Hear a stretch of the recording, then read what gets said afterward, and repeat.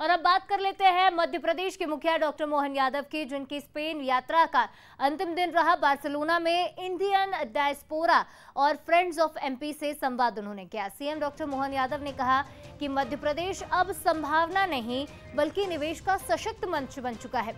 हमने नीति, प्रक्रिया और प्रोत्साहन के तीनों स्तरों पर गंभीर और प्रभावी सुधार किए हैं। इससे निवेशकों को वास्तविक लाभ और विश्वास दोनों मिल रहे हैं। सीएम डॉक्टर यादव ने बताया कि प्रदेश में निवेश से जुड़ी हुई सभी नीतियां निवेशकों की जरूरतों को ध्यान में रखकर बनाई गई हैं। तो प्रक्रियाओं में डिजिटलीकरण और फास्ट ट्रैक स्वीकृति व्यवस्था से जोड़ा गया है। प्रदेश में स्वास्थ्य, शिक्षा, टूरिज्म सेक्टर, होटल परियोजनाओं, टेक्सटाइल, फार्मा, एग्रो प्रोसेसिंग जैसे क्षेत्रों में निवेश की व्यापक संभावनाएं हैं। हमारे अलग अलग प्रकार के mega food park, cold chain, warehouse जैसी सुविधाएं तैयार है।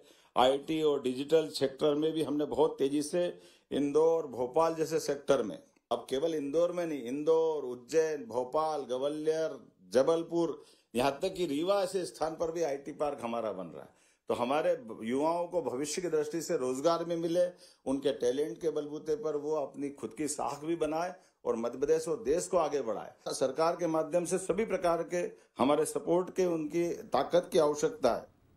और चलिए अब आपको बताते हैं कि सीएम डॉक्टर मोहन यादव की दुबई और स्पेन की सफल यात्रा से मध्य प्रदेश में निवेश के द्वार आखिर कैसे खुलेंगे, क्या कुछ निवेश मध्य प्रदेश में होने जा रहा है, तो दुबई से क्या मिलेगा, एक बार उस पर नजर डाल लेते हैं।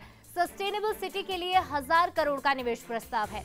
तो वहीं अरब संसद के अध्यक्ष यामाही ने निवेश पर सहमति जताई है। एक बड़ी उपलब्धि से मध्य प्रदेश के लिए कहा जाएगा निश्चित तौर पर ही। वहीं लुलु समूह से चर्चा और सहयोग पर भी सहमति बनी है। दुबई से क्या क्या मिला ये आपको बता रहे हैं। दुबई में जब मौजूद थे तब दुबई के टेक्सटाइल कारोबारियों ने जुड़ने में भी रुचि जताई है। तो वहीं invest in Madhya Pradesh business forum में बंधी हुई निवेशक की उम्मीद है। तो देखिए, डीपी वर्ल्ड और जेबेल अली फ्री जोन में भी मध्य प्रदेश अब दौरा करेगा। तो ये बड़ी उपलब्धियां एक तरह से मध्य प्रदेश के लिए। अंतर्राष्ट्रीय निवेशकों और औद्योगिक समूहों में भी रुझान देखा गया है, खास तौर पर मध्य प्रदेश में निवेश के लिए। तो चलिए ये भी जान लेते हैं कि स्पेन का जो 3 दिवस का दौरा रहा, 3 दिनों का दौरा रहा, स्पेन से कितना निवेश मिला, स्पेन से क्या कुछ मध्य प्रदेश को मिला। तो स्पोर्ट्स एक्सीलेंस, युवा सशक्तिकरण पर सहमति बनी है। खास तौर पर स्पोर्ट्स के इंफ्रास्ट्रक्चर पर फोकस रहा। फुटबॉल इंफ्रास्ट्रक्चर और स्पेनिश कोचिंग ट्रेनिंग प्रोग्राम भी शुरू किया जाना है। और साथ ही साथ ला लीगा मैचों के दौरान एमपी को ब्रांडिंग भी मिलेगी। तो वहीं पर्यटन, संस्कृति और विरासत स्थलों का वैश्विक प्रचार, इस मुद्दे पर भी चर्चा हुई है।